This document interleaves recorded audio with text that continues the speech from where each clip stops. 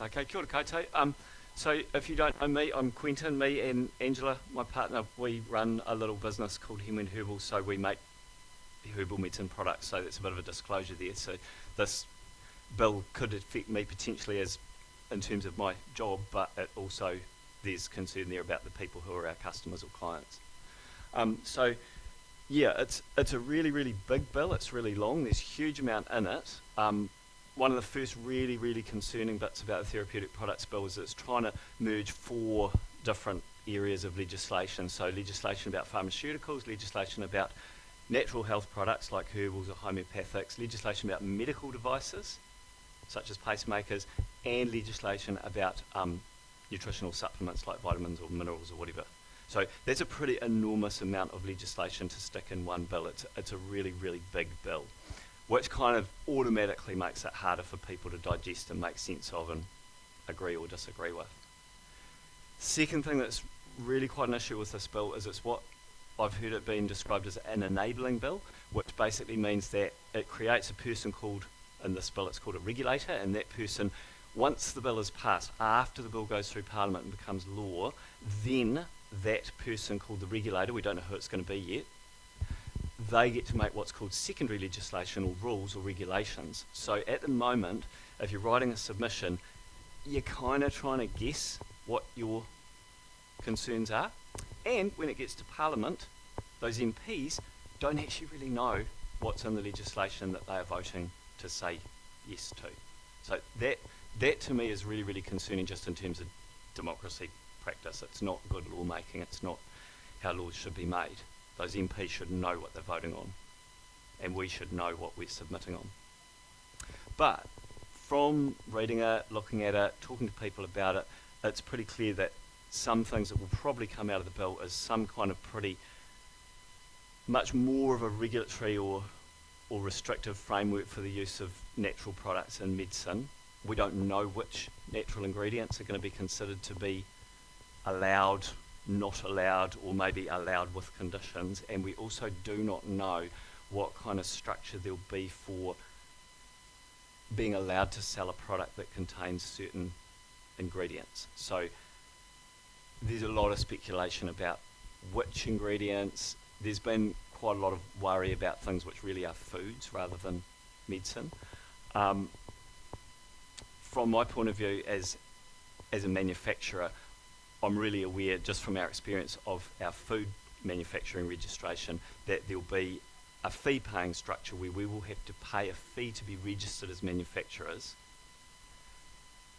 But it also appears from reading the bill that we'll probably have to register each product, and there'll be a registration fee for each product, and it will be an annual registration fee, not a one-off.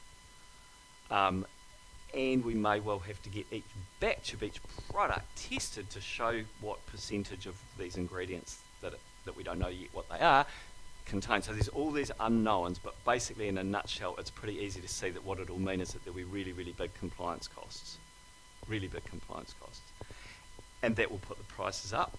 It will, because what will happen is that small, little local firms like what Ange and I run will struggle with the compliance costs and probably stop producing stuff. The big companies like Convita or Healthrees, they will probably weather that storm. Then once the little companies are out of business, then they can impose the costs onto the rest of us when they sell the product. So it's, yeah, there's a lot in there that's quite concerning to me. So what can you do about it if you're worried about it? Well, that's what this document's about. At the moment, with the cyclone thing, we talked about this the other night at another meeting. Probably marching on the streets with placards right now is probably not really going to win us a lot of kudos. People are not in the mood for that. But it's really interesting talking to people just randomly. Many, many people, even people who use a lot of natural health products, they are really not aware of what the bill is, what it might mean.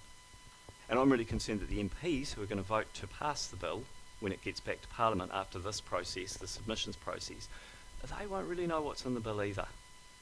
And it really affects a lot of people because someone has put out a statistic, I haven't fact-checked it, but from just talking to people, 50% of New Zealanders use natural health products of some kind. whether it's a vitamin supplement, a kawa balm, whatever. 50% of us.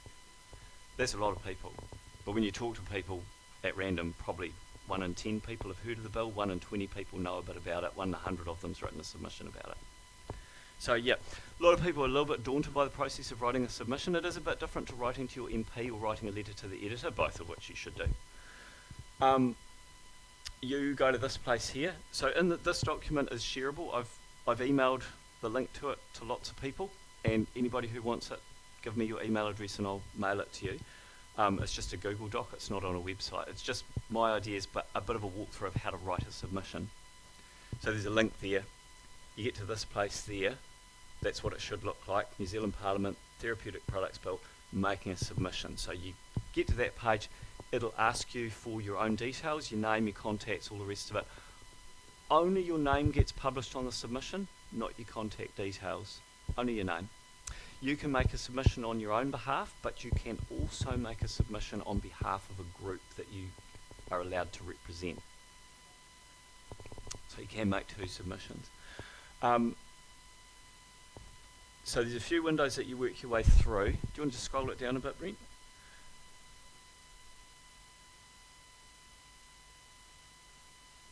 After you put in your details, you'll then get to this place here, and these 2 fields here is where you actually type your text. So you write what you think. First of all, if you're opposing the bill, the first thing you do is state that quite clearly. I oppose the bill in its current form, or this bill should be scrapped, or something that's really clear. Polite, but clear. Some reasons why. I'm going to show you some further down, which I'm really happy for you to copy and paste them, but probably better, I think, if you edit them into bullet points. That's what I'm going to do when I send mine in, because they're too long.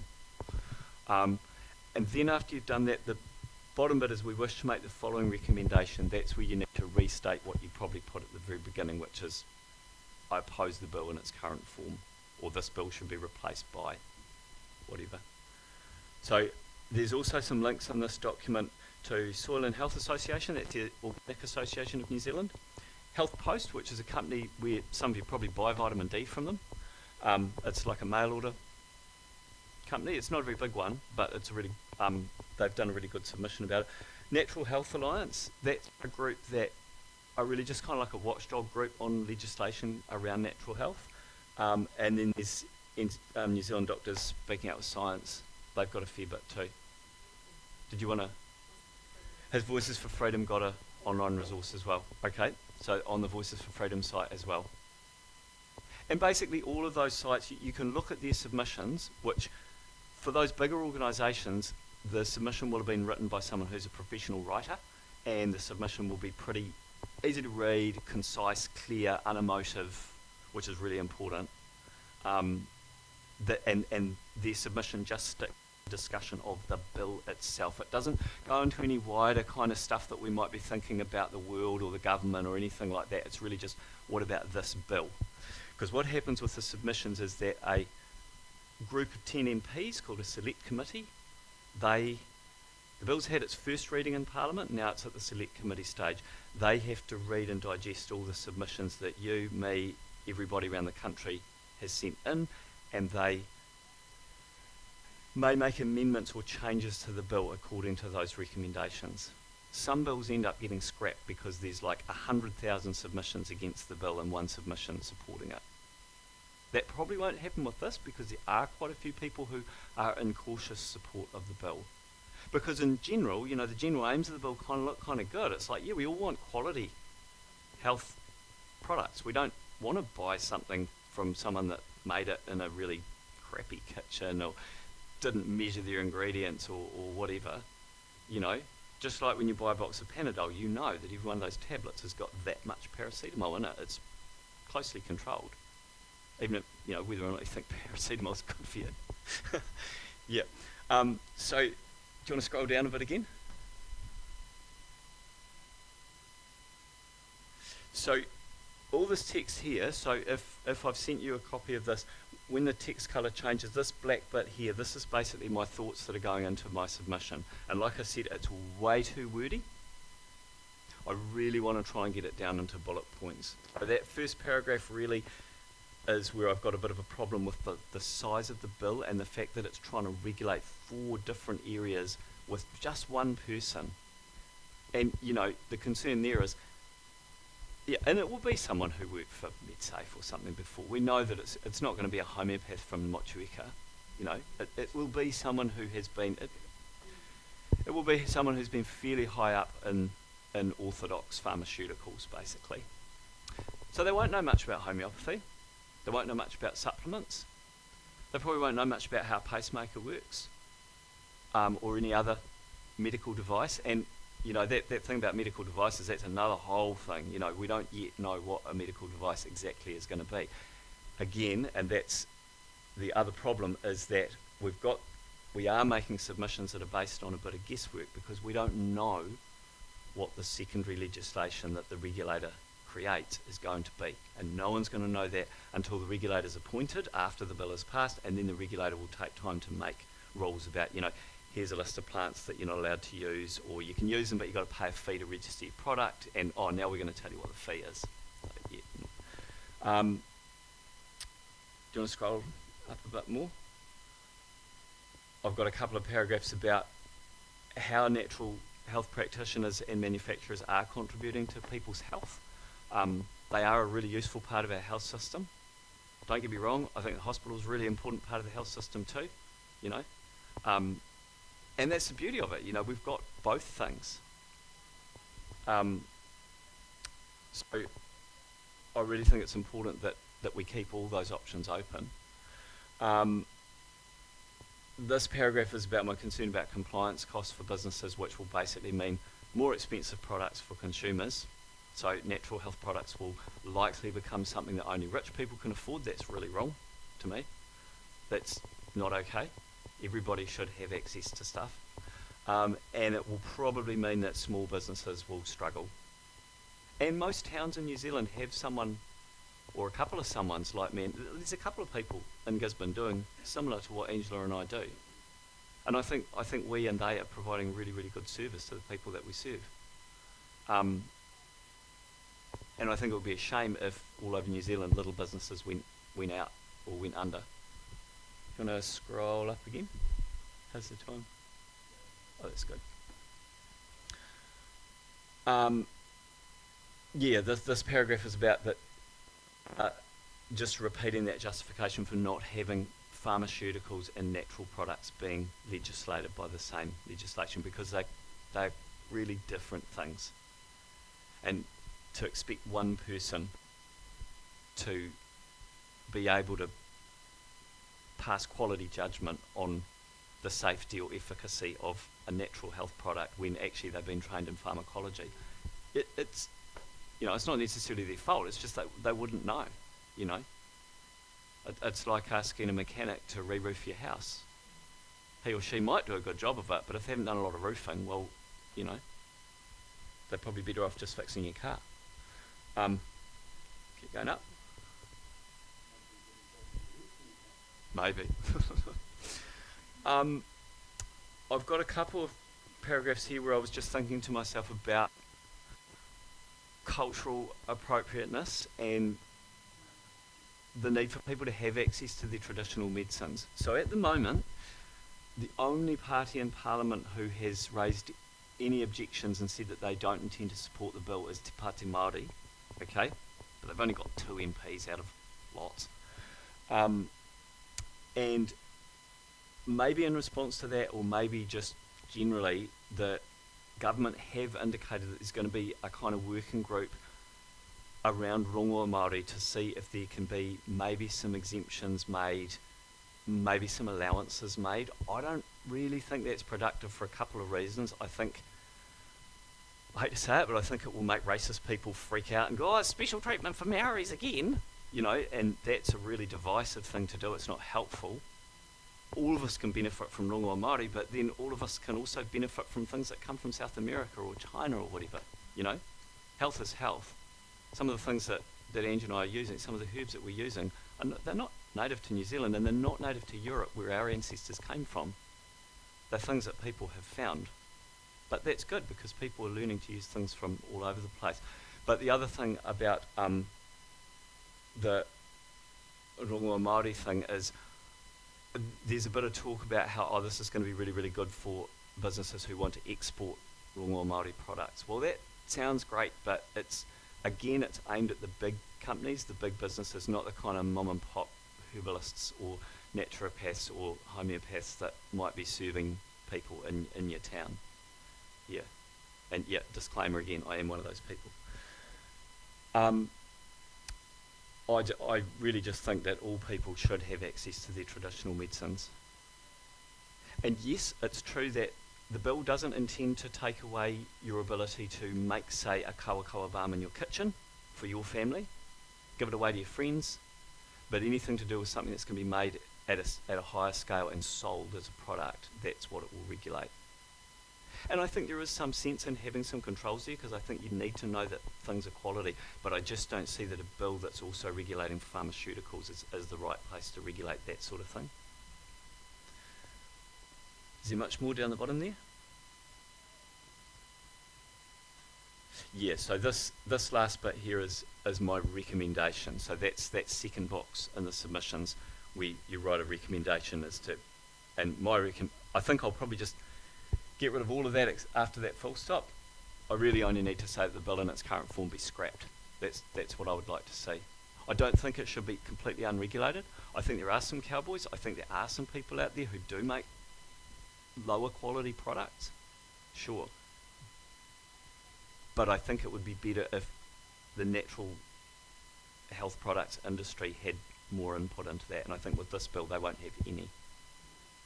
It will be overseen by a regulator who will be, someone really, really high up from MedSafe or the Ministry of Health. Probably a manager rather than a practitioner, probably someone with very little clinical experience. Definitely not someone who makes herbal medicines in their backyard.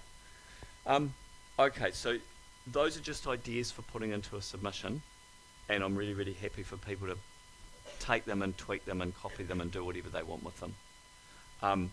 But like I keep saying, it's way too long. It's really much better if you can get really short, bullet pointy, because these people are reading thousands and thousands of submissions. So the next part, if we scroll up a bit, this little window here, which that's the link to it, that will tell you who the MPs are who are on the select committee. So there's 10 of them. The Minister of Health is not one. That's pretty normal. Normally the Minister of what the bill is about is not normally on the select committee. Shane Reti is. He's the National Party health spokesperson. So he's probably the next Minister of Health, realistically, depending, Those MPs I think are really, really worth writing a letter to or calling their office. There are 10 of them. And one of them is here from Gisborne. That's Elizabeth Ketiketi. So she's a Green List MP in this electorate. So I've been trying really hard to get hold of her and hopefully having a face-to-face meeting with her and also with Kitty Allen. But they're pretty hard people to get hold of. And right now they've got a wonderful excuse, which is, I'm shoveling silt. Yeah, right. I'm sure they're shoveling a lot of silt. Yeah. Kitty Allen did actually come here today. She did come to a meeting for people affected by the cyclone to talk about the fund and insurance and stuff like that, but she certainly wasn't talking about this. Fair enough. It is a huge thing, the cyclone, and you can't expect people to drop what they're doing and rush into this. But, yeah. So, with the submissions, they close on March the 5th. Angela and I both wrote to the Select Committee Secretary and said, with the weather events, could this be extended out? And a couple of days later we got a thing that said the committee has met and discussed that. I thought they were going to anyway, because they did extend it after the Auckland floods, and they said no, it's going to stay as is. So the submission, basically we've got about a week to do them.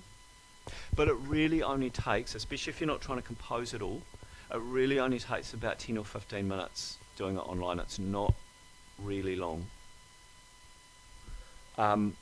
Letters to MPs, well, if you're writing to the ones on the Select Committee, I think get them as soon as possible. And one thing you do have to remember when you write to an MP, realistically, they are not going to read that letter. They're not.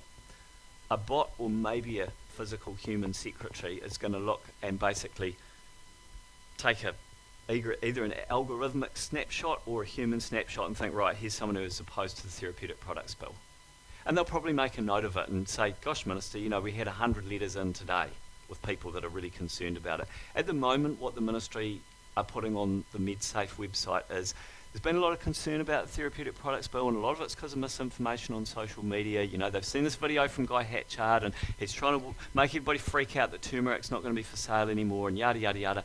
Well, I was thinking about that today, and I was thinking, it's not surprising that people are speculating for themselves what's in this bill, because right now, if you read the bill, you don't know what it's going to mean. And so if there's a lack of information, people are going to create it, because they want to know how it's going to affect them. So, yeah, I think that if the bill was clearer and shorter and easier to understand, or maybe broken into several different bills for the different, for natural stuff, pharmaceutical stuff, medical devices, then it might be easier for people to digest and there might be a clearer understanding of it. But without that understanding, well, people are going to speculate and they are going to circulate those speculations, and then, you do get people going, I'm not going to be able to buy garlic at the supermarket anymore because garlic's good for your heart, and so that means it's a therapeutic product and we're not going to be able to buy it anymore. Don't think that's going to happen, but it may well be that if you're making a product that contains garlic, you will have to pay to register that product every year, and you'll have to get it tested for how much garlic's in it at cost. And yet, like I said, if you're working at the Rural Biosciences level and you're making, thousands and thousands of litres of Kānaka oil for a balm for eczema, you will be able to afford to do that. But if you've got the smaller people, it costs lots of money to get stuff lab tested. We've had to do it for our herbal teas and so on. It is expensive. Cool. So the next part of this document, if we go down a bit, the text colour changes again. So when it goes from blue to black, so that's pretty much a copy of letters that I've sent to those 10 MPs plus Kitty Allen, who's our local, plus Aisha Verrill, who's the Minister of Health. I mean, if you're feeling energetic and you want to send it to all MPs, do. But what you can't do is you can't put, how you can send an email to 200 people by putting in a whole lot of email addresses or copy to, you can't do that. It will recognise it and it will go, oh, nah, you're just trying to flood us. You've got to do it one at a time, which is really time consuming. Yeah. So that's why I started with just those 10. So if we scroll down a bit, that's just the guts of a letter that I wrote. And I did copy and paste the text, but I just had to send 12 separate emails, which was time consuming, but not that time consuming. Yeah. If we keep scrolling down, you okay with that? Yeah, keep going. Keep going, keep going, keep going, keep going, keep going, keep going, keep going. Is there no more at the bottom? Oh, okay, then can we scroll right back up to the top? Sorry, it's a funny document. So I think number one priority, if you're concerned about this, is to write a submission, because they do have to get read. The select committee has to read the submissions. That's how lawmaking works, or supposedly works. Writing letters to MPs, definitely worth it. Writing a letter to the paper, and again, like I wrote a letter to the editor of the Gisborne Herald today, and letters to the editor, you've got to keep them real short, like 200, 300 words, so you can be really short and to the point. But again, I copied and pasted the text of that letter and sent it to the Don Post and the New Zealand Herald. And so, yeah, you can do that because you're trying to say the same thing. You're just trying to say it to more people. There is a couple of petitions. There's one on change.org, which you might have been on if you've ever signed online petitions before. And there is one on NZ Rising. NZ Rising, which I don't know much about that organisation. I'm not a member of it, but the petition was good, so I signed it. I think petitions are probably less effective than most other things. I think the powers that be know that anyone can just click here without even really reading it or thinking about it. So yeah, I encourage everybody to write a submission in whatever way they think they can, and it's not that hard. It's not that hard. I helped someone do one yesterday and we spent about 10 minutes doing it. Yeah. Are there questions? I feel like I've talked and talked. Oh, my name's Quentin Jackson. Yeah. Oh, I thought he was telling me to tell you what my name was. Come on. Yeah, no, at the bottom of the submission you need to put your name. It's a camera making me nervous. Yeah. Do people have things that they want to add or contribute? Because I know I've kind of probably gone quite fast and said a lot. And there were a couple of people the other night that chipped in with some really good detail. Yeah, I am looking at you. Because you actually had the whole thing printed out, right? Did you want to add something? Like you said before, you know, the fact that nobody will know who the... Is this on? There's no light on it, Brent, but is it on? Yeah. Nobody will know who this regulator is until after the bill is, and that was one of my main concerns when I read through parts of the bill. I didn't read the whole bill. And what really struck me as of concern is under the principles in the bill, it says the regulator, minister, and any other person exercising power under this act, right? So it raises the question for me, who are these people, you know, with extra powers? You know, to my mind, I can ask myself, is it really someone in the country, or is it going to come from, is that person going to be in the World Health Organization? Yeah, that just raises the question for me. Then the other thing that is of concern was the controlled activities that they mention in the bill.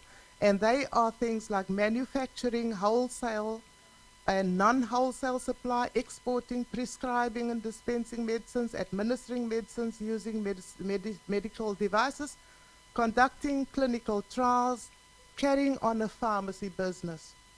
And there what stands out for me is and I quote from the bill, no one is allowed to carry on a controlled activity that I've just listed above, unless a license, a permit, or provision that allows them to do so. And there the question comes in, what are the parameters of those licenses going to be? Who will be eligible for those licenses, you know? Who's going to control it, hand it out, and pull it back at will? And there's a few other things, but I don't talk too much tonight, so those were just my concerns. Sorry to put you on the spot. No, I just know you had some really good thoughts the other night. Yeah. Other people?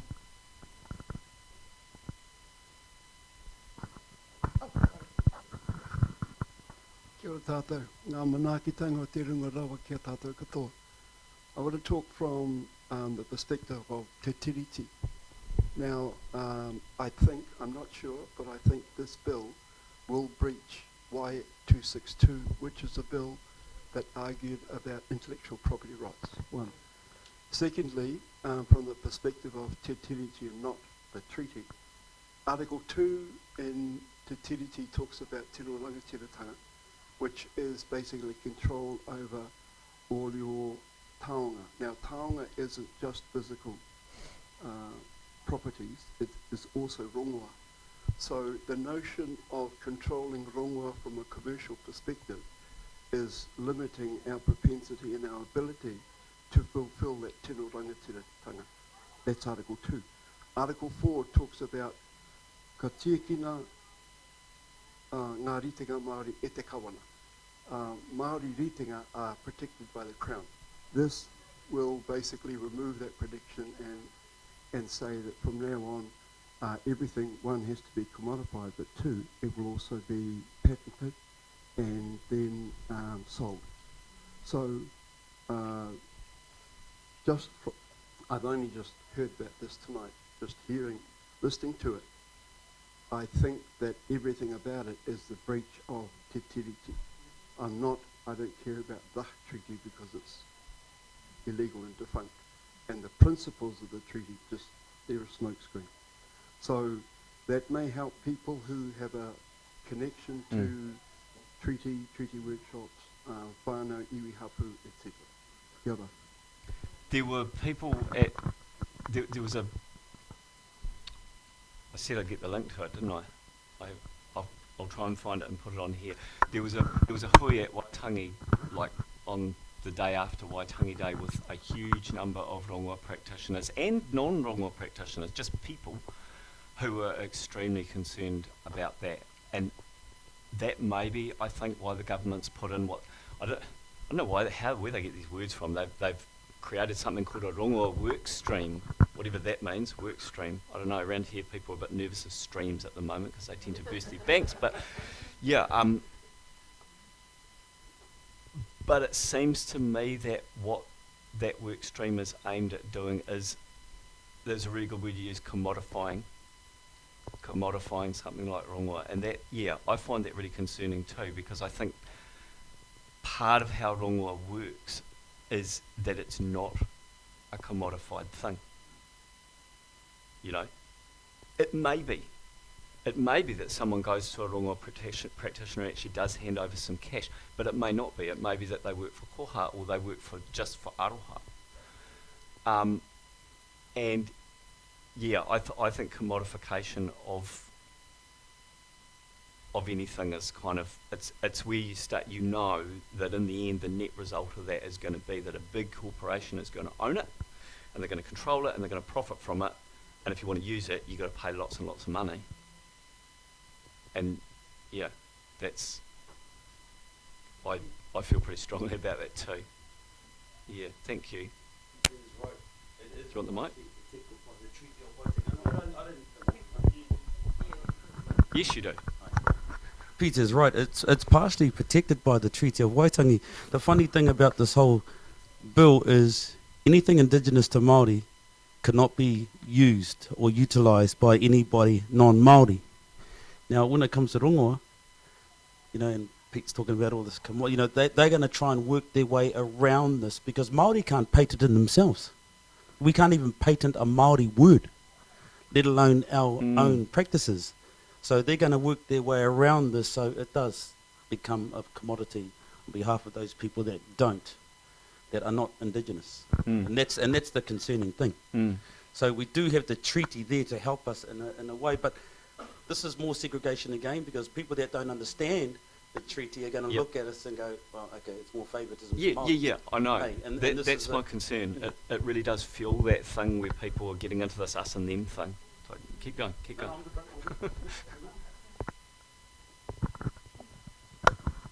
Okay, so I'm going to have a wee chat as a homeopath. So, you know, and I'm herbalist as well. So we've got two lines. We've got some herbalists that are really for this bill, and a lot of homeopaths that aren't. And the thing of when you look at, I think it's clause 29. Oh no, she's on the camera here. Yeah. She's on this Okay, camera. so we've got, I think it's between clause 29 and 31. There's lots of things that are quite concerning. Homeopaths themselves have looked into it, 6 homeopaths high up, and we think we're going to lose about 30 to 50 remedies, which are ones that we use to cut off or use in miasms. So they're made of human tissues, but diluted way down so that they're safe and non-existent to practice. You know, you can't detect them by DNA analysis or anything like that. So they are all going to go. We use them to stop hereditary cancer going through, and to just remove a block. All our animal remedies might also be culled, and also if we go into the line of following what Australia has done and the links to Canada, that means all our remedies like opium, cannabis and things will all disappear as well, which are very good for people. Like cannabis is prescribed for people who fear the outside world, who are stuck in their rooms. So it's not for people who are on cannabis. Don't forget, these are remedies. When she's talking about homeopathic remedies, she's talking about remedies have been diluted to the point that it's literally less than a drop in the ocean. You can't actually detect the original substance in the remedy when Okay. someone has a homeopathic remedy. Yeah. And the bill does actually have a thing talking about a 20 parts per million limit. If there's less than 20 parts per million of a substance, then it's considered to be, it doesn't count. And yet at the same time, there is a little piece in the bill that talks about if a substance is of animal origin. So that's where that concern comes from.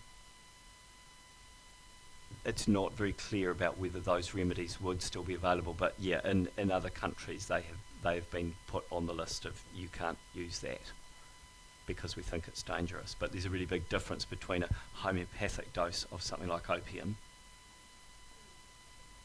and a recreational dose of something like opium. It's qualitatively and quantitatively different. Yeah. Okay. Now the other thing is we have, let's say, on the herbal medicine side, we've got lots of practitioners who are very for this. Why would they be for this? Because they buy their herbal tinctures from already set up companies, and then they prescribe them to their clients, and then what happens is they won't actually be paying the cost of the extra cost of the tinctures, because the tinctures go straight to the clients. So it's not going to affect them, it's going to affect the consumers. Let's cross over to homeopathic medicines. If you could not buy arnica in, let's say, a pharmacy, but had to go to a homeopath to get arnica, I could also charge you a consult fee to come and get your homeopathic medicines. So that is how you can see some health practitioners being for this bill, because each thing becomes, if they're not selling a bulk made up tincture, it's not a manufactured product, it means you have to come and see them, and then they make it up from the tinctures they buy in. Now, I personally make my own tinctures, and I grow my own plants that go in it, because I believe the tinctures that are made from plants that are grown in Gisborne are for Gisborne people. And I don't often like using things that come over from overseas, but sometimes I have to. But I buy my ingredients organically, and I grow organically. But if you're buying tinctures, you don't have the choice to buy organic tinctures. So you'll have GE, you'll have sprays in there and things like that. So that's why personally I like to grow my own medicines and make them fresh from my garden. Cool. We've sort of set a timer at about 40 minutes. We've got about 3 more minutes, so I could just wrap up now, or 2 more minutes. I could just wrap up now, but if anybody's got any other quick thoughts, we can add it into the video. Basically, I'd say most urgent thing you can do is write a submission, and if you're stuck for how to do it, come to me, ask me, and I can help you do it.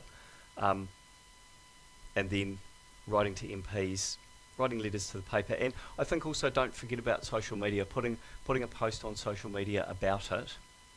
But just remember, keep things really brief, and keep things as kind of clear and concise and short as you can. Like, do you want the mic?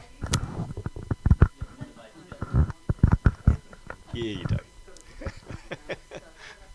Take it. So are you going to be doing a submission as a group as well, not just individuals? This group here, are they going to make a submission as a group? Pass, because I'm not really a member of this group. I've made an individual submission, and I've made a submission on behalf of Henry & Herbals. That's our company. Right. Thoughts about Neighbourhood Watch? Yeah. Yeah.